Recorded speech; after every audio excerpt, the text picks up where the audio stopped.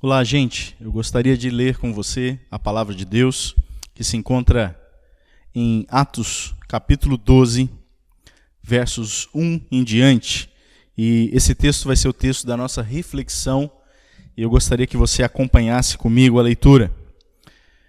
Atos 12, de 1 a 17, nós lemos assim: Por aquele tempo, o rei Herodes mandou prender alguns da igreja para os maltratar. Mandou matar à espada Tiago, irmão de João. Vendo que isto agradava aos judeus, prosseguiu, mandando prender também Pedro. E eram os dias dos pães sem fermento. E depois de prendê-lo, lançou-o na prisão, entregando-o a 4 escoltas de 4 soldados cada uma, para o guardarem. A intenção de Herodes era apresentá-lo ao povo depois da Páscoa, e assim Pedro estava guardado na prisão, mas havia oração incessante a Deus por parte da igreja a favor dele. Na noite anterior ao dia em que Herodes ia apresentá-lo ao povo, Pedro dormia entre 2 soldados, preso com 2 correntes. Sentinelas, junto à porta, guardavam a prisão. Eis, porém, que sobreveio um anjo do Senhor, e uma luz iluminou a prisão. O anjo tocou no lado de Pedro e o despertou, dizendo: Levante-se depressa. Então as correntes caíram das mãos dele. E o anjo continuou: Coloque o cinto e calce as sandálias. E ele assim o fez. E o anjo lhe disse mais: Ponha a capa e siga-me. E então, saindo, Pedro o seguia, não sabendo que era real o que estava sendo feito pelo anjo. Ele pensava que era uma visão. E depois de terem passado a primeira e a segunda sentinela, chegaram ao portão de ferro que dava para a cidade, o qual se abriu automaticamente. E saindo, enveredaram por uma rua. E logo adiante o anjo se afastou dele. Então Pedro, caindo em si, disse: Agora sei que de fato o Senhor enviou o seu anjo e me livrou da mão de Herodes e de toda a expectativa do povo judeu. Ao se dar conta disso, Pedro resolveu ir à casa de Maria, mãe de João, também chamado Marcos, onde muitas pessoas estavam congregadas e oravam.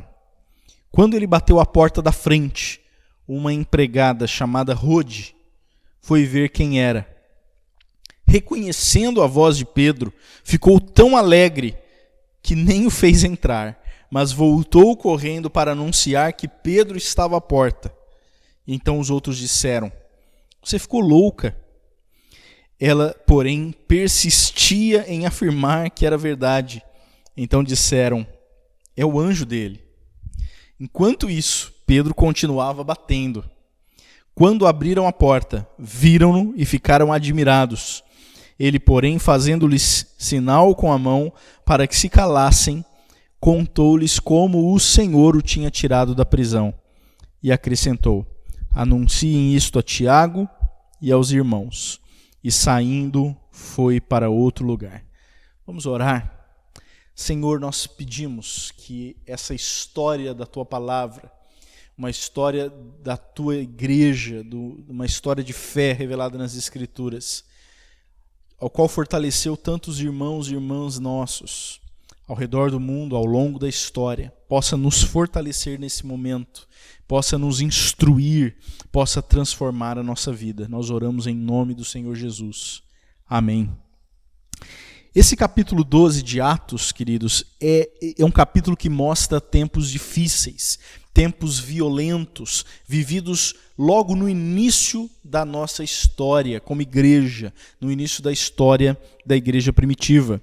Como nós vivemos num país pacífico em relação à fé cristã, a gente tem dificuldades de se identificar com esse texto que mostra a violência contra os cristãos. A gente não sabe muito bem, de fato, o que é viver com medo, o que é viver debaixo de constante ameaça, simplesmente por causa daquilo que você crê. Mas ainda assim hoje, infelizmente, muitos dos nossos irmãos e irmãs em Cristo sabem sim o que é viver assim. E se identificam prontamente com esse texto, vivem debaixo de ameaça, vivem em lugares hoje no mundo onde a resposta padrão à fé cristã é marcada pela violência. E aqui nesse texto, o vilão da história é Herodes. Ele é o governante designado pelo Império Romano para tomar conta, para governar toda a região da Judéia. Ele em si não era propriamente um teólogo. Ele não está perseguindo os cristãos por causa das suas crenças em si. O que o deixava preocupado, o que deixava Herodes mais preocupado acima de todas as coisas, era manter a sua posição de poder político dentro do Império Romano.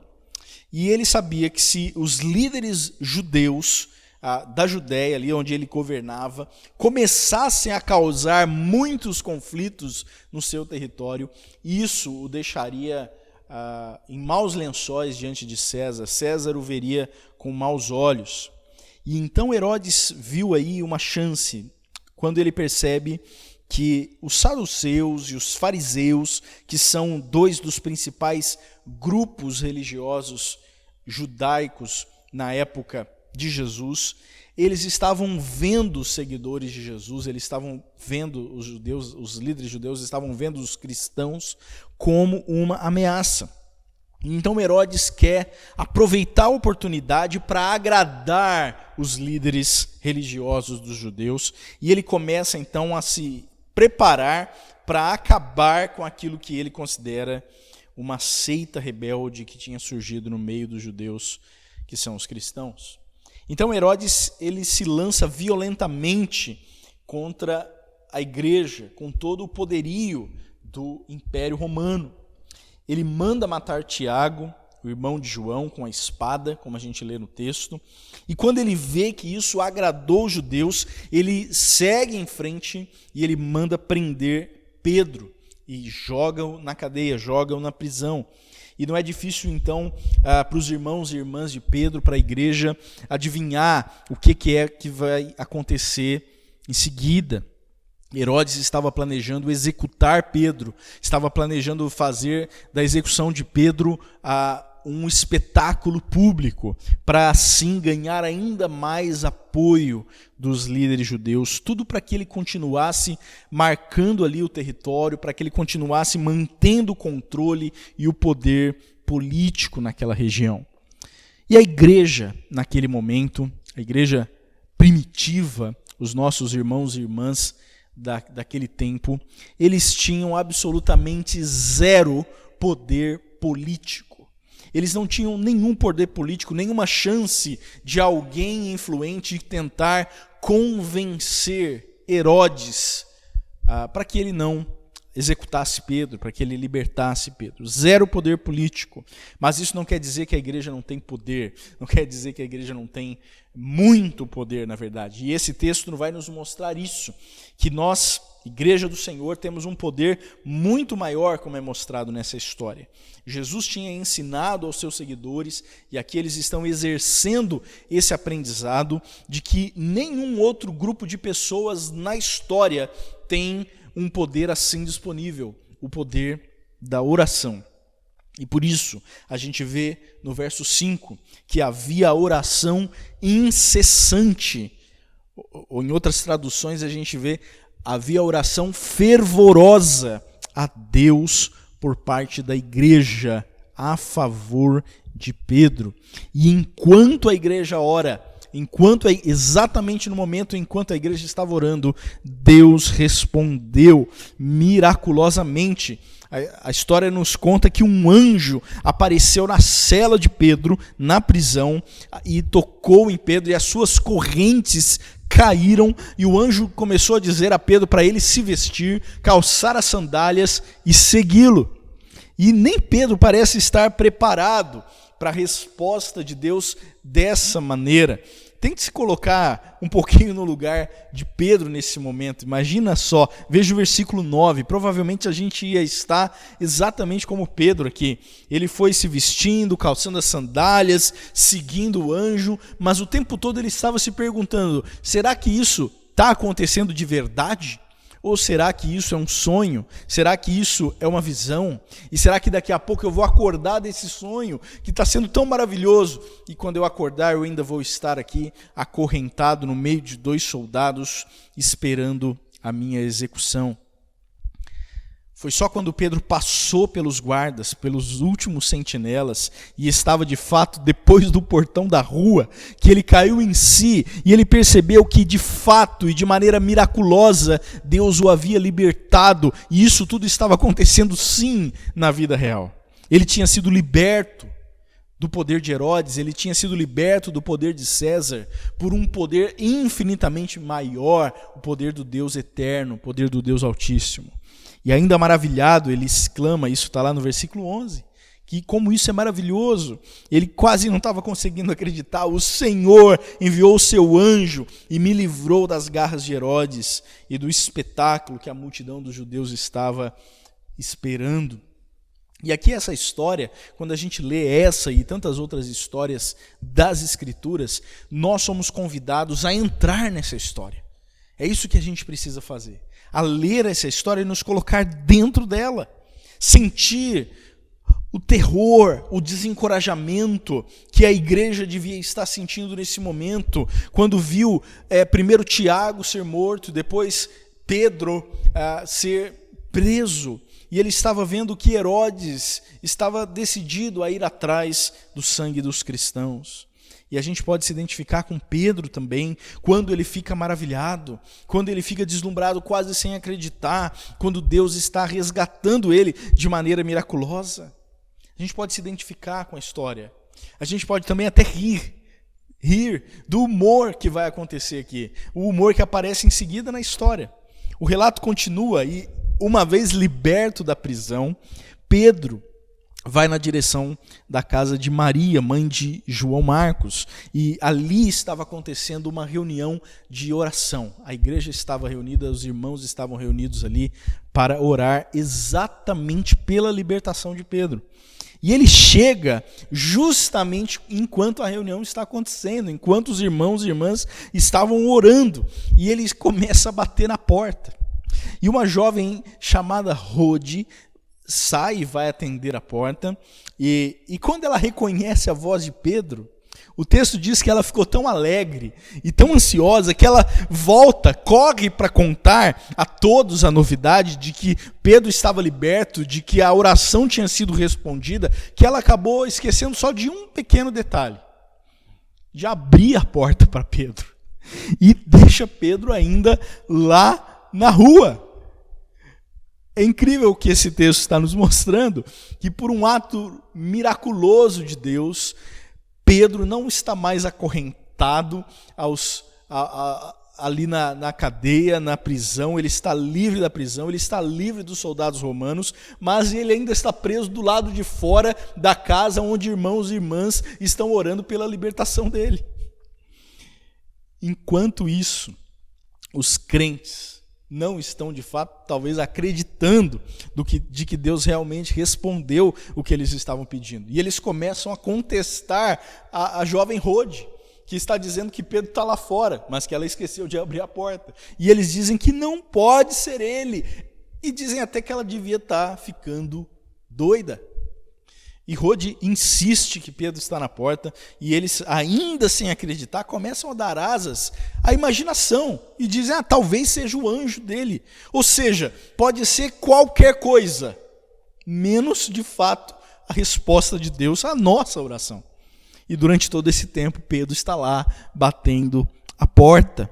E sabe-se lá quanto tempo depois, sabe-se lá quantas batidas na porta depois, eles finalmente vão até a porta, e quando vem Pedro, abrem a porta, o recebem e começam a fazer uma festa, e Pedro precisa acalmá-los com gestos, pedindo que eles não fizessem tanto barulho assim, e começa a contar para eles como que o anjo do Senhor havia libertado, tirado Pedro de dentro da prisão de maneira milagrosa. Deus havia respondido à oração.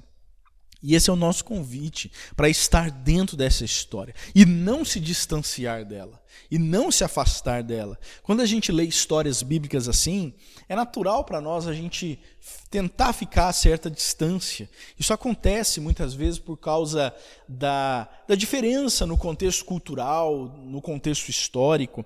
Mas quando a gente se afasta, acontece algo perigoso. As histórias perdem o poder transformador nas nossas vidas. E é exatamente isso que a gente precisa lembrar. O propósito das Escrituras não é apenas nos informar do que aconteceu, mas é nos transformar a partir do que aconteceu. Lembre-se bem, o propósito da palavra não é apenas nos informar de que isso tudo aconteceu, mas nos transformar a nossa vida, a minha e a sua vida, a partir do que aconteceu. Então nós precisamos nos colocar bem no meio dessa história, porque essa história é sobre a gente também, é sobre todo e qualquer seguidor de Jesus ao longo da história, em todo e qualquer lugar. Coloque-se no meio desse grupo de seguidores de Jesus, que estão orando, mas lidando com o medo, lidando com a dúvida, um pouco amedrontados e confusos. Eles tinham visto tanta coisa, eles tinham vivido, experimentado tanta coisa, mas eles são como a gente. Eles tinham visto Jesus, o seu mestre, muitos deles tinham sido aqui testemunhas oculares, ainda nesse momento, e eles tinham visto Jesus viver, eles tinham Jesus ensinar, eles tinham visto Jesus ir resolutamente para a cruz, Jesus morrer e sofrer e morrer na cruz. Eles tinham visto então depois Jesus ressuscitado aparecer para eles, demonstrando todo o seu poder sobre a morte. Jesus havia dado a eles a grande comissão. Antes de subir ao céu, Jesus deixou para os discípulos, e isso quer dizer para nós também, é a nossa missão muito clara de fazer discípulos. E de repente, a mesma perseguição que se abalou contra o seu mestre, se abalam agora diante deles. Está direcionada a eles. Tiago, irmão de João, tinha sido morto. Pedro, o principal líder deles, talvez nesse momento, estava preso, prestes a ser executado. E eles se reúnem para orar, mas diante do tamanho da oposição, do tamanho da oposição que eles estão enfrentando, até mesmo a oração para eles num primeiro momento, à primeira vista, não parece uma arma tão eficaz assim. E como a gente está vendo na história, as orações, sim, as orações eram fervorosas, eram sinceras, mas até mesmo por causa da resposta de tudo que aconteceu, que a gente viu, que é repleto de humor, inclusive, as expectativas que eles tinham não eram tão altas assim. E isso comunica algo para nós. Isso não é verdade a respeito de cada um de nós também? Se nós estivéssemos no lugar deles, o que a gente estaria sentindo, o que a gente estaria pensando? Nós não teríamos também questões sobre Deus, questões sobre o poder de Deus, sobre o amor de Deus, sobre a presença de Deus, sobre a bondade de Deus, sobre a graça de Deus envolvendo toda essa situação? Será que a gente acharia fácil acreditar que o Senhor havia libertado Pedro de dentro da prisão romana? Será que a gente não estaria cheio de dúvidas? Será que a gente não estaria sendo atormentado pelo medo?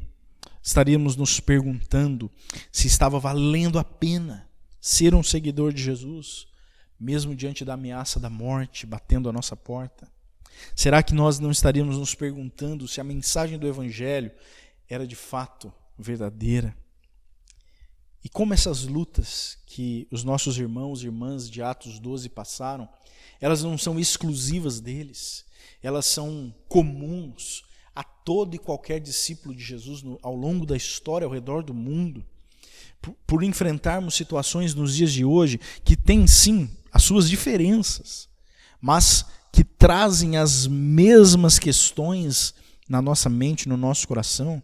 Eu quero olhar para essa história e extrair dessa história verdades sobre o poder de Deus, sobre o grande poder das pequenas orações. E é isso que eu quero ver com você. 6 verdades sobre o grande poder das pequenas orações. E a visão cristã do mundo, ela é uma visão que pode ser explanada da seguinte maneira: Deus criou o mundo bom, o mundo é bom, mas o mundo está decaído por conta das escolhas dos nossos primeiros pais, por conta do pecado que entra no mundo, o mundo está decaído. E o mundo será redimido. Nós já fomos libertos da condenação do pecado por meio da vida, morte e ressurreição de Jesus, e o mundo, a criação, será totalmente, plenamente redimida na volta do Senhor Jesus, quando o seu reino estará plenamente entre nós.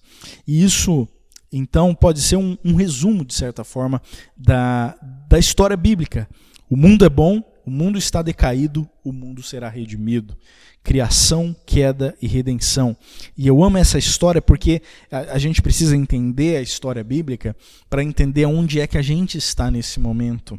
E essa história de Atos 12 nos encoraja, nos coloca ânimo para vivermos uma vida de fé honesta e sincera, uma vida de oração, quando enfrentamos a dureza e a realidade da vida num mundo caído.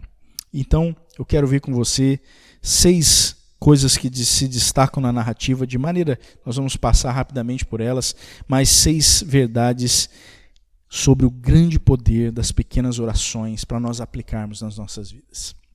Primeiro delas, não existem heróis da fé. Não existem heróis da fé. Chama muito a minha atenção aqui e toca o meu coração quando eu leio essa história e eu percebo que naquela reunião de oração na casa de Maria não tinha nenhum grande herói da fé, pelo menos não da maneira como a gente os concebe. Sabe, aquele jeito que muitos de nós já até nos acostumamos a falar e a pensar: fulano de tal é um grande homem de oração, grande mulher de oração, como se fossem grandes heróis. E eu, de fato, não sou tão herói assim, né? Mas aqui eu olho para essa história e nessa reunião de oração da libertação de Pedro da igreja primitiva, não tinha ninguém transbordando de coragem. Não tinha ninguém totalmente livre de dúvidas. Não tinha ninguém completamente certo do que Deus ia fazer. E apesar deles estarem orando, e isso nós devemos fazer, mas apesar deles estarem orando, eles ficaram totalmente surpresos quando Deus responde a oração deles. Eles ficam surpresos com o poder de Deus, com a compaixão de Deus, quando Deus responde às orações, como se eles não tivessem de fato esperando aquilo. E essa história, quando ela nos mostra isso, e a Bíblia é maravilhosa, porque a Bíblia mostra as coisas até mesmo engraçadas que a gente vê no texto, as coisas assim mais inusitadas que acontecem, justamente para nos mostrar que não existem heróis, mas existe um herói, que é o nosso Senhor Jesus. E ao fazer isso, a Bíblia está não nos desanimando de orar, pelo contrário, ela está nos convidando a entrar de vez numa vida de oração, apresentando a Deus a nossa pequena fé, as nossas pequenas orações de maneira completamente honesta. Essa é a primeira verdade. A segunda verdade é: nós nunca estamos sós. Nós nunca estamos sozinhos. Não importa o que nós enfrentaremos, nós nunca enfrentaremos sozinhos.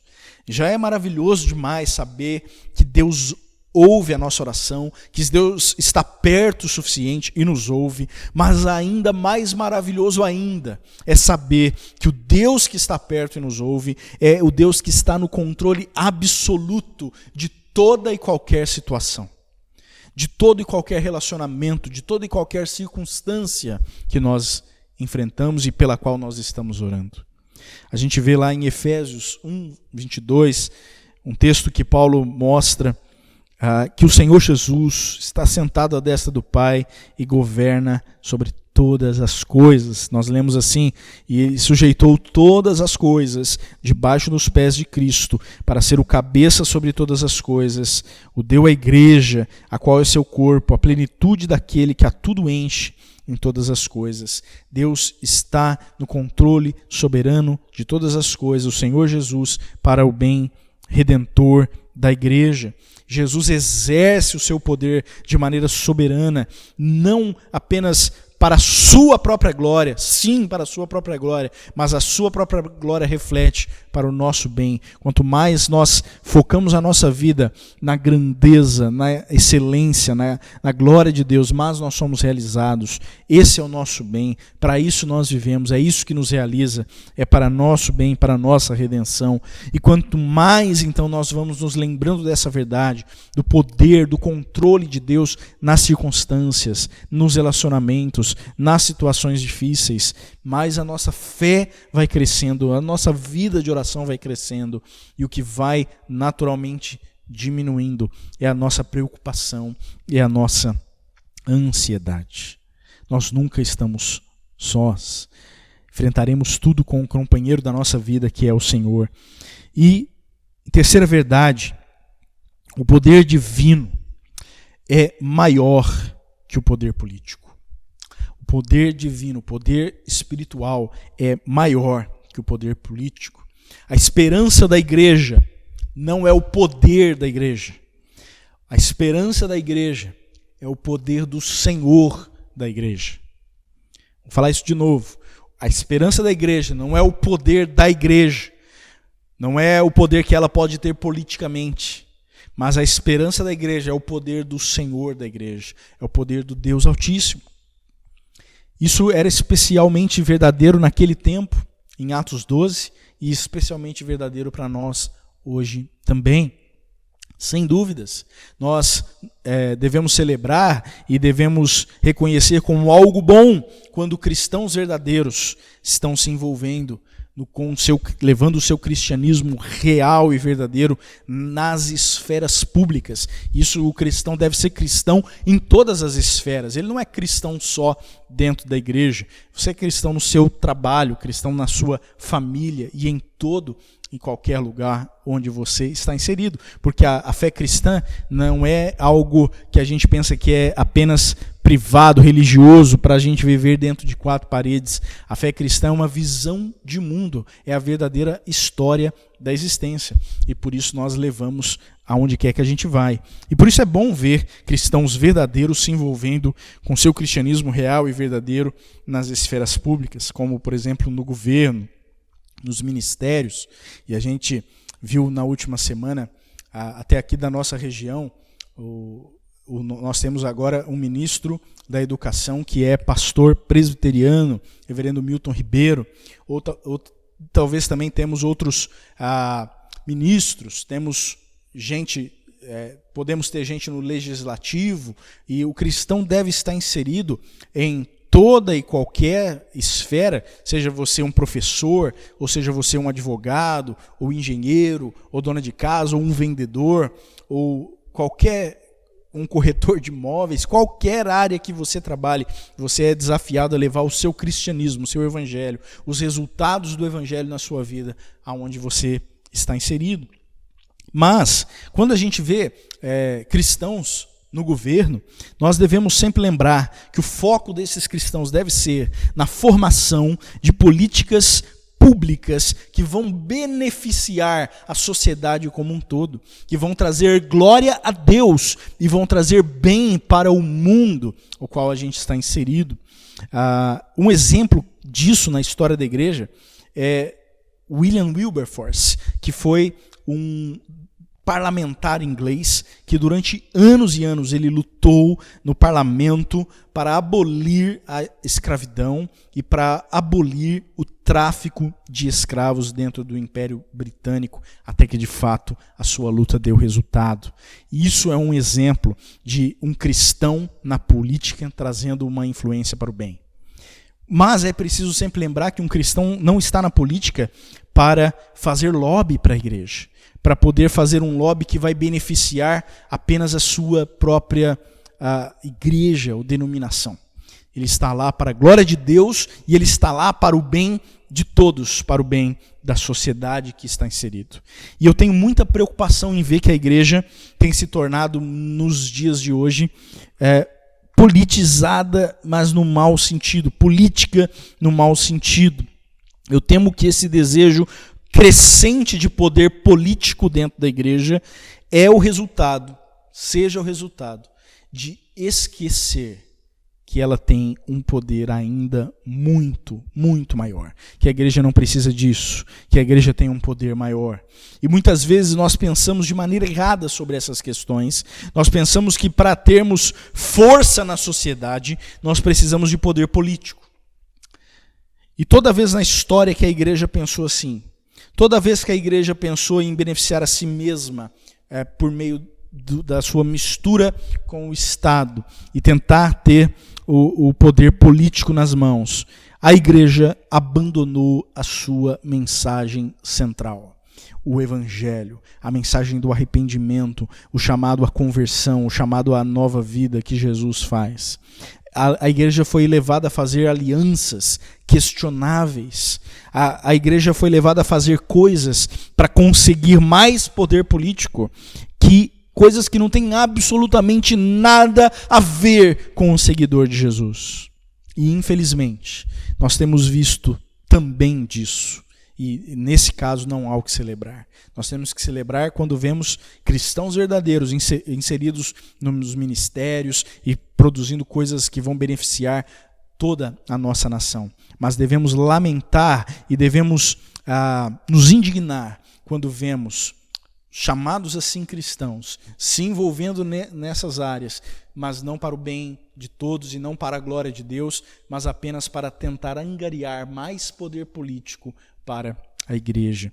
Essa história de Atos 12 nos lembra que o grande poder que a igreja tem não é o poder político, mas o poder espiritual.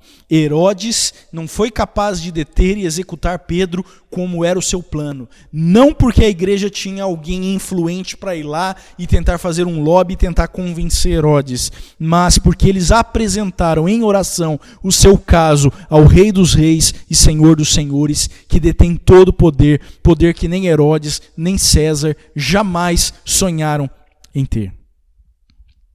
O Senhor Jesus disse que ele edificaria a sua igreja, e ele está edificando a sua igreja para a glória dele, e que os portões do inferno não resistiriam ao avanço dessa igreja. Não poderiam resistir à igreja. E perceba, os portões do inferno não vão resistir à influência política da igreja.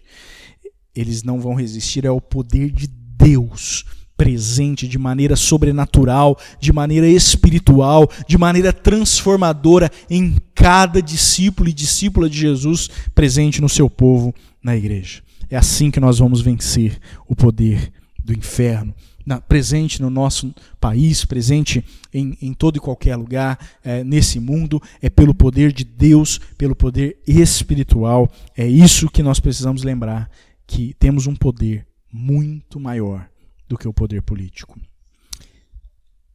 E a quarta verdade que eu aprendo com essa história é que uma fé pequena é frutífera e pequenas orações são respondidas. Uma fé pequena é frutífera e pequenas orações são respondidas. A resposta de Deus à oração aqui, e algo que você e eu precisamos nos lembrar disso, a resposta de Deus à oração, ela não é proporcionalmente ligada ao tamanho e à força da fé de quem ora. Eu vou falar de novo. A resposta de Deus à oração não é diretamente proporcional ao tamanho e à força da fé de quem ora. Se fosse assim, eu creio que a maioria das minhas orações nem ia ser ouvida. E talvez isso seja verdade a respeito da sua vida também. A resposta de Deus à oração não é diretamente proporcional ao tamanho e à força da fé de quem ora. A resposta de Deus à oração é proporcional à fidelidade daquele que ouve. E isso faz toda a diferença. E essa história está nos mostrando isso. O Senhor Jesus diz lá, e está registrado em Mateus 17, 20, a gente lê que mesmo uma fé do tamanho da menor das sementes que existe, o grão de mostarda, tem o poder de jogar os montes no mar. Mesmo uma fé do tamanho de um grão de mostarda, é isso que nós precisamos. Quando se trata de fé bíblica, não importa o tamanho, não tem nada a ver com pensamento positivo. A fé bíblica tem a ver com o seu conteúdo, tem a ver com a sua direção, tem a ver com em quem você deposita a sua fé. E eu tenho também uma preocupação nesse sentido, em que durante muito tempo na igreja, nas igrejas, tem se ensinado uma oração. A oração tem sido tratada com legalismo. Um legalismo que diz que se nós não estamos tendo as nossas orações respondidas, é porque nós não estamos exercitando a fé o suficiente. E você precisa de mais fé, e de mais fé. Quando o Senhor Jesus disse que a gente só precisa de fé do tamanho de um grão de mostarda. Mas a gente precisa ter a fé na direção certa. Isso acaba quando a gente vê a oração sendo tratada assim com legalismo, que acaba colocando muita culpa na gente. Eu me sinto culpado por não ter fé. Eu me sinto desencorajado a continuar na vida de oração, a continuar na vida de fé. E também eu fico imaginando como é que eu vou conseguir produzir mais fé na minha vida. De onde é que eu produzo? Qual é a matéria-prima? Como que eu faço para ter mais fé? Sendo que a palavra de Deus diz que a fé é um dom de Deus. E a Bíblia nos ensina, queridos, que a fé que salva, a fé que Jesus elogia nos evangelhos, a fé que ele sempre diz, vai em paz, a tua fé te salvou, é a fé que coloca ele, Jesus, em alta conta. Pode olhar todas as vezes nos evangelhos em que Jesus elogia a fé de alguém. Perceba quem era Jesus na visão dessa pessoa a qual Jesus elogiou a fé. Fé bíblica é a fé que coloca Jesus em altíssima conta.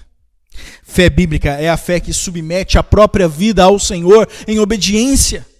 Colocar Jesus em alta conta e submeter a própria vida ao Senhor em obediência. E nesse sentido, o menor dos atos de fé nessa direção de exaltar Jesus em alta conta e de se submeter à própria vida em obediência, mesmo o menor dos atos de fé nesse sentido, vai honrar, vai agradar a Deus, vai honrar e agradar aquele que está ouvindo a nossa oração. Uma fé pequena é frutífera. E pequenas orações são respondidas. A quinta verdade, a dúvida faz parte da experiência de cada crente. Isso mesmo, a dúvida faz parte da experiência de cada crente. Não importa o quanto você sabe de Bíblia ou de teologia, ainda assim você vai lidar com mistérios incompreensíveis na vida cristã. Como nós vivemos nesse mundo decaído, mas que já está experimentando os sinais do reino de Deus presente entre nós, por causa da vinda de Jesus, por causa do Espírito Santo presente na igreja, mas ainda não totalmente, ainda não de maneira plena, ainda não de maneira total. Então nós vivemos, como dizemos, entre o já e o ainda não. Entre o já e o ainda não, vai haver momentos em que nós vamos ficar confusos, em que Deus vai parecer ausente, em que Deus vai parecer não estar respondendo, não estar perto. Em outras palavras, vai haver momentos em que a vida não vai parecer fazer nenhum sentido. Que sentido parece ter Jesus chamar os discípulos, dar a grande comissão aos discípulos para irem, fazerem discípulos, derramar o seu Espírito na igreja, para levar o Evangelho ao mundo e então permitir que uma perseguição decaia sobre eles? Permitir que os seus principais líderes sejam afetados. Tiago seja morto e Pedro está agora capturado, preso. E era isso que talvez estava na mente e no coração de cada irmão e irmã reunido na casa de Maria naquela noite. E quando nós enfrentamos situações assim de dúvidas, de sofrimento, e o sofrimento desperta essas dúvidas em nós. Toda vez que enfrentarmos situações assim, que a vida parece não fazer nenhum sentido, tem um lugar que eu e você precisamos olhar, que é para a cruz do nosso Senhor Jesus.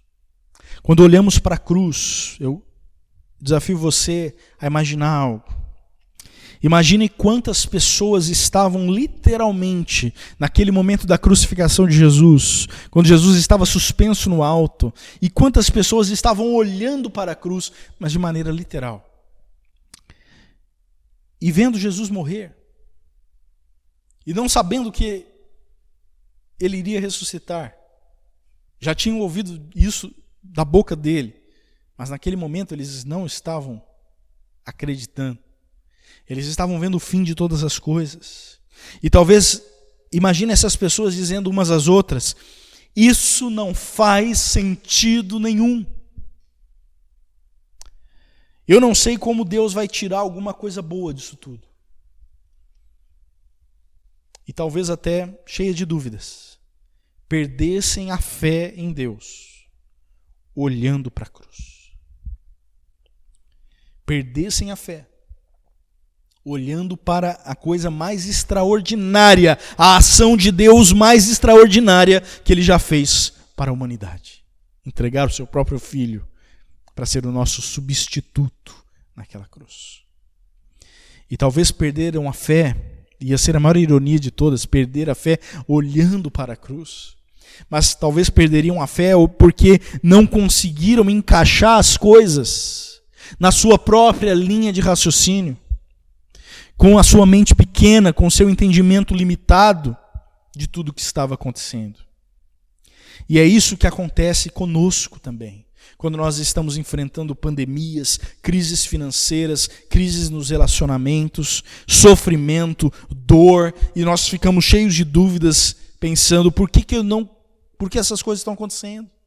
E por que muitas vezes nós não conseguimos encontrar a razão, não conseguimos encaixar as peças, não conseguimos pensar em nenhuma razão por que Deus permitiu isso acontecer? Então nós chegamos à conclusão de que não deve existir nenhuma razão. E que não faz de fato nenhum sentido. Mas aqui a cruz nos lembra algo diferente. A cruz nos comunica que mesmo os maiores fracassos, os maiores aparentes fracassos, mesmo os maiores sofrimentos, podem ser uma maneira para Deus fazer algo incrivelmente bom. Por isso nós não perdemos a fé. Por isso nós seguimos em frente, mesmo lidando com dúvidas, como aquele povo de Atos 12 estava lidando. Todos nós vamos enfrentar situações como essas, como aqueles seguidores de Jesus enfrentaram, quando a dúvida, a confusão e o medo vão parecer respostas mais naturais à nossa mente e ao coração do que a confiança em Deus. E aí a questão que surge a questão não é vou ter dúvidas ou não. Não é essa a questão. A questão é o que eu vou fazer com a minha dúvida. O que eu vou fazer com a minha dúvida? Eu vou dar lugar à raiva e vou fugir de Deus? Vou dar lugar à tristeza e vou fugir de Deus? Ou, mesmo em meio à dor de ter que lidar com a dúvida, eu vou clamar a Ele por socorro, mesmo com a minha pequena fé? Essa é a questão. A vida de fé, ela não isenta termos que passar por dúvidas. E isso nos leva à nossa última verdade que eu vejo nesse texto. Deus não rejeita a nossa pequena fé e nem as nossas pequenas orações. Graças a Deus por isso. Essa história prega a graça de Deus para nós. Deus não rejeita os cristãos reunidos na casa de Maria, com a sua fé cheia de dúvidas, com as suas orações sem muita expectativa de serem respondidas. Deus acolhe a vida deles com seu conforto, com a sua compaixão, com seu encorajamento, com seu poder, da mesma maneira que Ele faz lá em Marcos capítulo 9, com um pai que chega diante de Jesus, com o seu filho que estava sofrendo por ação de demônios, e chega diante de Jesus e diz: os seus discípulos não conseguiram libertar o meu filho. E ele chega a dizer para Jesus: se podes, ajuda-me, salva-me. Chega diante do Senhor da história, o Deus eterno que entrou na história, que entrou nesse mundo, e chega para Jesus e diz: se podes. Uma fé cheia de dúvidas. E aí Jesus diz para ele exatamente isso: se podes, tudo é possível àquele que crê. E ele responde com toda a sua honestidade: eu creio, ajuda-me na minha incredulidade. Eu creio, ajuda-me na minha incredulidade. E esse pai, exatamente para mim, está registrado nas Escrituras para mostrar como é de fato a nossa vida de fé e de oração, parecida com esses irmãos de Atos 12. Uma fé que tem dúvidas, uma oração que não tem tanta expectativa assim, mas Deus não os rejeita, Deus os acolhe com a sua graça, com o seu encorajamento, com o seu conforto, com a sua compaixão, com o seu poder. E isso é muito importante. A glória é toda de Deus, o herói dessa história é o Senhor.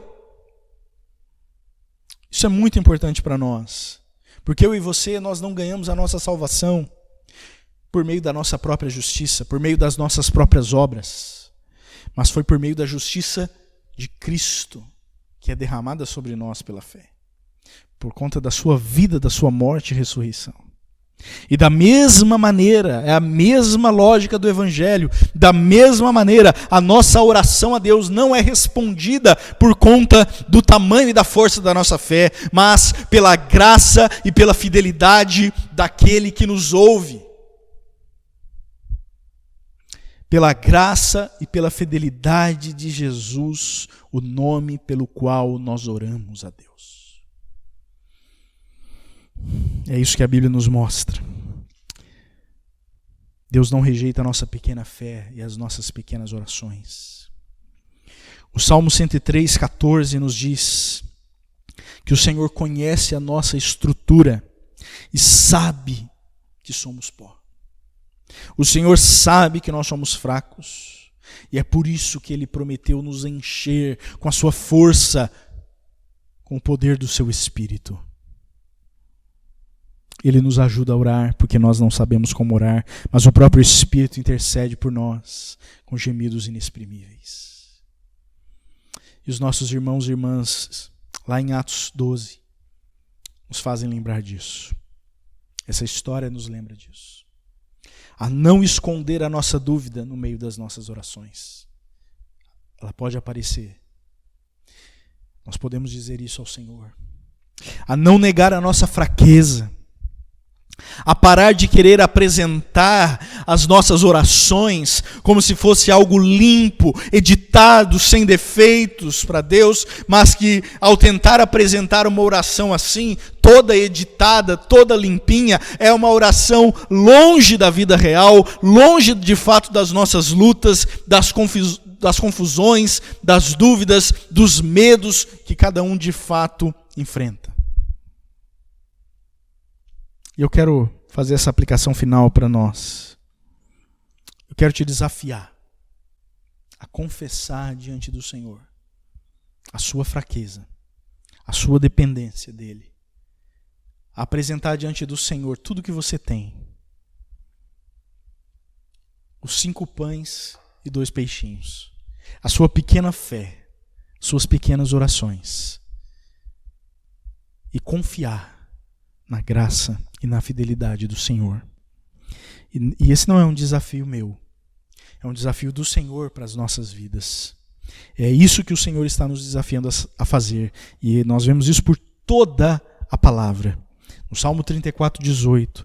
Perto está o Senhor dos que têm o coração quebrantado. Ele salva os de espírito oprimido. O Senhor Jesus, no Sermão do Monte, nos diz: bem-aventurados os pobres em espírito, porque deles é o reino dos céus. Confesse diante do Senhor que você é fraco. Eu sempre digo, oração é para os fracos, que precisam do Deus que é forte. Confesse para o Senhor que você depende dele. Abra a sua vida e o seu coração. Diante do Senhor, nós somos fracos. A força que temos é a força que vem dele. A força para vivermos, para nos levantarmos, para seguirmos em frente, para não esmorecermos, Não é uma força baseada no nosso próprio braço, não é uma força baseada na nossa própria sabedoria, não é uma força baseada na nossa própria justiça, nas nossas obras, é uma força que vem de Cristo. Ele é a fonte. Corra para a única fonte que você tem, a fonte de força que vai te encontrar, a única fonte que te encontra no meio do caminho. Assim como o filho pródigo que voltou e o seu pai correu para o abraçar no meio do caminho, o Senhor nos encontra onde nós estamos e nos enche de força para fazermos aquilo que sozinhos nunca seríamos capazes de fazer. Ele vai fazer por nós e vai fazer em nós e através de nós. É o Deus eterno. Ele é a fonte para a qual a gente corre, para beber, para se saciar, a fonte para a qual nós oramos, o Senhor que é um Deus cheio de ternura, cheio de amor, tardio em se irar, abundante em graça. Ele prometeu que nunca iria ignorar uma oração dos seus filhos, não importa quão pequena seja a sua fé, desde que colocada no seu Filho Jesus, na direção do seu Filho Jesus, que Ele proveu para que todo aquele que nele crê não pereça, mas tenha vida eterna. Esse é o Evangelho. Isso é boa notícia. Nós podemos nos achegar a Deus agora. Eu quero te convidar a se juntar a mim em mais uma dessas pequenas orações para o grande e poderoso Deus. Senhor Jesus, nós te louvamos por tudo que a tua palavra falou conosco, por tudo que o Senhor nos ensinou, sobre as verdades a respeito de uma vida de fé, de uma vida de oração, que precisa ser de todo o coração, que precisa ser honesta e sincera, e que nós queremos entregar tudo a Ti, Senhor, tudo a Ti, sem reservas, de maneira, Senhor, que o Senhor tome a nossa vida, de que o Senhor tome a nossa fé cheia de dúvidas, a nossa oração que às vezes não tem tantas expectativas, mas vá nos transformando, vá agindo na nossa vida, para que nós possamos enfrentar essa crise que estamos enfrentando dessa pandemia e tantas outras situações, firmes e confiantes no Senhor, com a tua força, com a tua graça, confiantes de que mais seguro do que a nossa própria fé é o teu amor por nós, é a tua fidelidade, a fidelidade de quem ouve e está perto de nós. É no nome de Jesus, o nosso Senhor e o nosso Salvador, que nós oramos. Amém. Amém, querido. Deus abençoe muito a sua vida.